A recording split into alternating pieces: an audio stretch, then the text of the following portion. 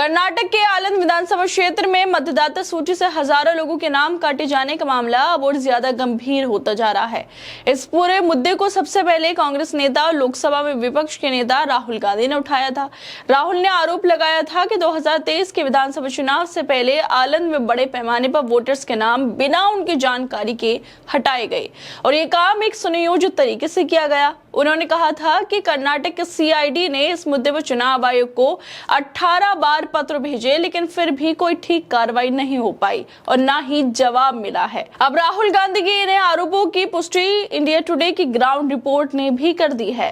India today की team Rahul Gandhi के आरोपों को ध्यान में रखते हुए रिपोर्टिंग के लिए ग्राउंड पर गई और वहां जाकर जो सच सामने आया उसने चुनाव आयोग की कार्यप्रणाली पर बड़ा सवाल खड़ा कर दिया।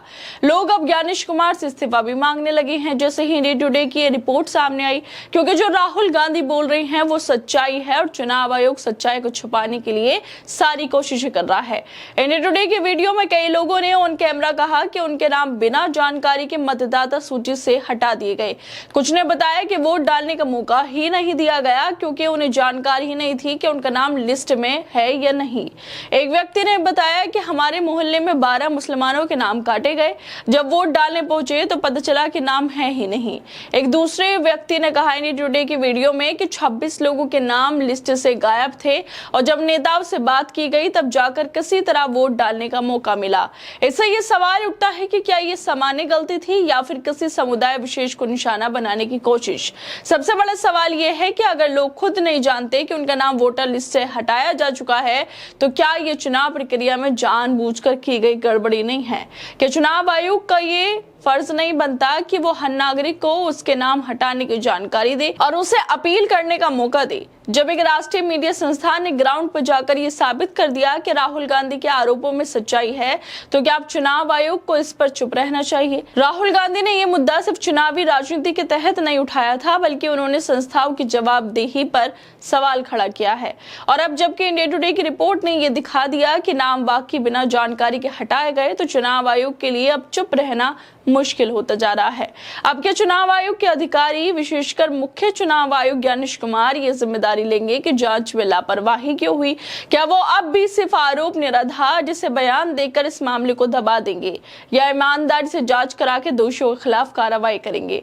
और अगर आयोग खुद ही निष्पक्ष नहीं रहेगा तो फिर लोकतंत्र में जनता किस पर भरोसा करे?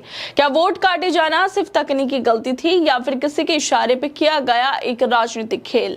क्या ये एक ऐसा तरीका बनता नहीं जा रहा जहां वोटिंग से पहले वोटर्स को ही गायब कर दो ताकि नतीजे प्रभावित हो?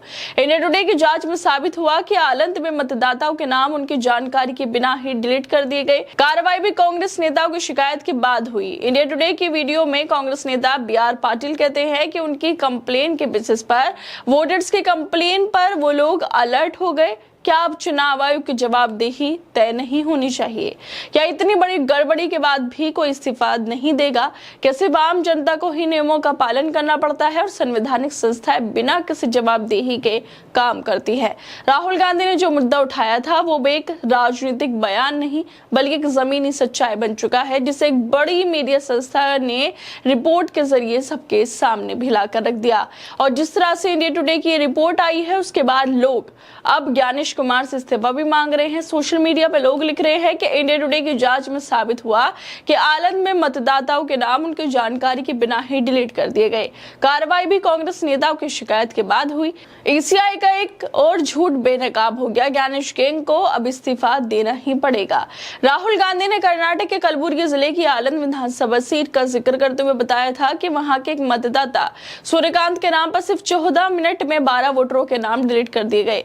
जब सूर्यकांत से इस बारे में पूछा गया तो उन्होंने किसी भी तरह की जानकारी या सहमति से इनकार कर दिया। प्रेस कॉन्फ्रेंस में सूर्यकांत ने कहा कि उन्हें इस बात की जानकारी नहीं कि उनके नाम पर यह काम कैसे हुआ। इसी तरह नागराज नाम के व्यक्ति के नाम पर भी 36 सेकंड में 2 फॉर्म भरे गए जिससे वोट कटवाए गए। राहुल ने तंज कसते हुए कहा था कि नागराज शायद सुबह 4 बजे उठकर इतनी तेजी से फॉर्म भर देते हैं ताकि लोगों के नाम कट जाए।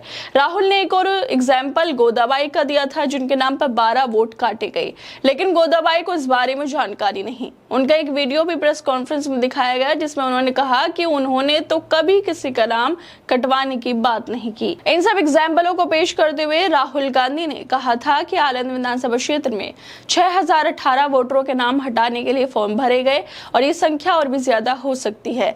इन आरोपों को ज्ञानेश कुमार ने निराधार बता दिया था, लेकिन अब इंडिया टुडे ने दिखा दिया कि जो आरोप राहुल ने लगाए वो सच थे, क्योंकि लोगों के नाम काटे गए और उन्हें जानकारी भी नहीं थी और ये बड़े पैमाने पर हुआ जिससे लोग वोट तक नहीं दे पाए। बार बार चुनाव आयोग पर सवाल उठ रहे हैं, लेकिन चुनाव आयोग अपनी नाकामियों को, गड़बड़ियों को मानने को तैयार नहीं है और बल्कि नेता प्रतिपक्ष राहुल गांधी पर ही आरोप लगा रहा है।